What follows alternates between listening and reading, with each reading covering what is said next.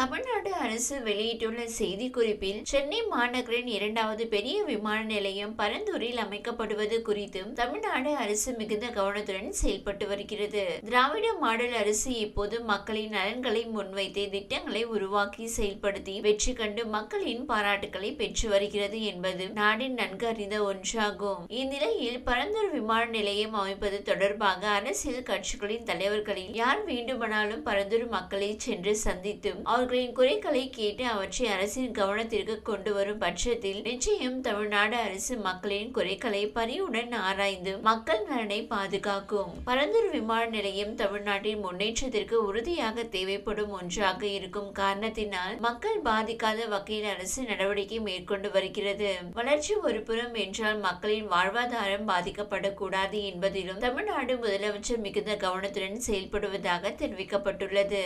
இந்நிலையில் பாமக தலைவர் அன்புமணி ராமதாஸ் இது தொடர்பாக வெளியிட்டுள்ள அறிக்கையில் சென்னைக்கான இரண்டாவது விமான நிலையம் அமைப்பதற்காக பரந்தூர் திமுக அரசு பொறுப்பேற்பதற்கு முன்பே, அதாவது 2020ஆம் ஆண்டிலேயே முந்தைய ஆட்சியினால் தேர்ந்தெடுக்கப்பட்டு விட்டதாக தமிழக அரசு விளக்கம் அளித்திருக்கிறது.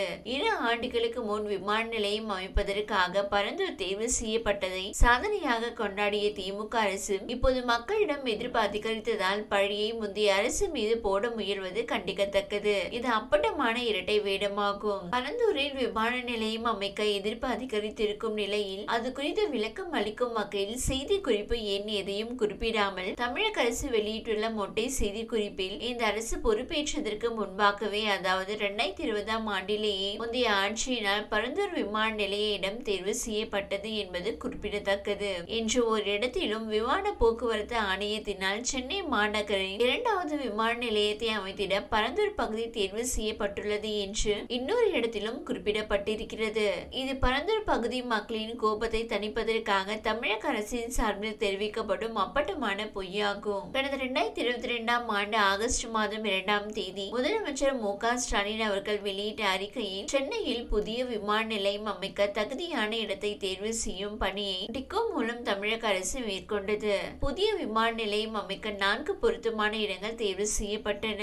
அவற்றில் இந்திய விமான நிலையங்கள் ஆணையம் ஆய்வு செய்து பரிந்துரைத்த 2 இடங்களில் ஒன்றான பரந்தூரில் புதிய விமான நிலையம் அமைக்க முடிவு செய்யப்பட்டுள்ளது என்று பரந்தூர் தேர்ந்தெடுக்கப்பட்டதை சாதனையாக முதலமைச்சர் ஸ்டாலின் பெருமிதம் தெரிவித்திருந்தார். பரந்தூரில் அமைய இருக்கும் புதிய விமான நிலையத்தை செயல்படுத்தி முடிப்பது தமிழ்நாட்டை $1 டிரில்லியன் பொருளாதாரமாக மாற்றுவதற்கான பயணத்தில் முக்கியமான மைல்கல் என்றும் அப்போது முதலமைச்சர் மு.க. ஸ்டாலின் அவர்கள் கூறியிருந்தார். ஆனால் இப்போது பரந்தூர் தேர்வு செய்யப்பட்டதற்கு முந்தைய அதிமுக அரசும் மத்திய அரசும் தான் காரணம் என்று குறிப்பிடுகிறார். ஒரு திட்டத்தால் நல்ல பெயர் கிடைக்கும் என்றால் அதை தமது சாதனையாக காட்டிக்கொள்வதும், மக்களின் எதிர்ப்பு கிளம்பும் என்றால் அதன் பழியை அடுத்தவர்கள் மீது போடுவதும் திமுகவின் வழக்கமாகும். வன்னியர்கள் இடஒதுக்கீடு, சாதி வாரி மக்கள் தொகை கணக்கெடுப்பு உள்ளிட்ட சமூக நீதி சார்ந்த விவகாரங்களில் தொடர்ந்து பொய் பேசி வரும் முதலமைச்சர் பரந்தூர் விமான நிலைய விவகாரத்திலும் அப்பட்டமாக பொய் பேசியுள்ளார். சென்னையில் இப்போது செயல்பட்டு வரும் விமான நிலையம் அடுத்த 6 முதல் 8 ஆண்டுகளில் அதன் முழு கையாளும் திறனை அடைந்துவிடும் என்பதால் பசுமை விமான நிலையத்தை அமைக்க வேண்டும் என்பதில் 20 ஆண்டுகளுக்கு மேலாக பாட்டாளி மக்கள் கட்சி உறுதியாக இருந்து வருகிறது.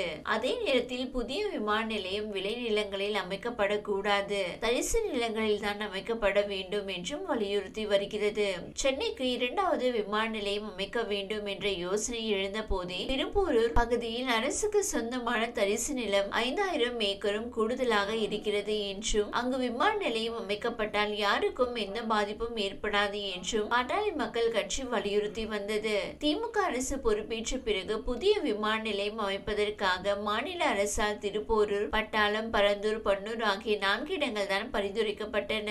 திமுக அரசு நினைத்திருந்தால் திருப்பூரூரில் விமான நிலையத்தை அமைக்க முடிவு செய்திருக்கலாம். ஆனால் பரந்தூரை தேர்வு செய்தது திமுக அரசுதான். புதிய விமான நிலையம் அமைக்க பரந்தூர் தேர்வு செய்யப்பட்ட பிறகும் கூட 2022ஆம் ஆண்டு ஆகஸ்ட் 25ஆம் தேதி காஞ்சிபுரத்தில் நடைபெற்ற கருத்து கேட்பு கூட்டத்தில் பங்கேற்று பேசிய நான், புதிய விமான நிலையத்தை திருப்பூரில் அமைப்பதுதான் யாருக்கும் பாதிப்பு இல்லாததாக இருக்கும் என்று கூறியிருந்தேன். பாமகவின் இந்த யோசனை தமிழக அரசுக்கும் தெரிவிக்கப்பட்டது. அதன் பின் கடந்த மாதம் 21ஆம் தேதி திருவண்ணாமலையில் நடைபெற்ற தமிழ்நாடு உழவர் பேரிழக்கத்தின் மாநாட்டிலும் இதே கருத்தை நான் வலியுறுத்தி இருந்தேன். ஆனால் திமுக அரசுதான் ஏதோ சில காரணங்களுக்காக பரந்தூரில் தான் புதிய விமான நிலையம் அமைக்கப்பட வேண்டும் என்பதில் உறுதியாக உள்ளது. திருப்போரூரில் புதிய விமான நிலையத்தை ஏன் அமைக்க கூடாது என்ற வினா எழுந்தபோது அதற்கு அருகில் கல்பாக்கம் அணுமின் நிலையமும் தாம்பரத்தில் விமானப்படை தளமும் இருப்பதுதான் காரணமாக கூறப்பட்டது. அதன்படி பார்த்தால் இப்போது விமான நிலையம் அமைக்கப்பட உள்ள பரந்தூருக்கு அருகில் கடற்படை தளம் உள்ளது.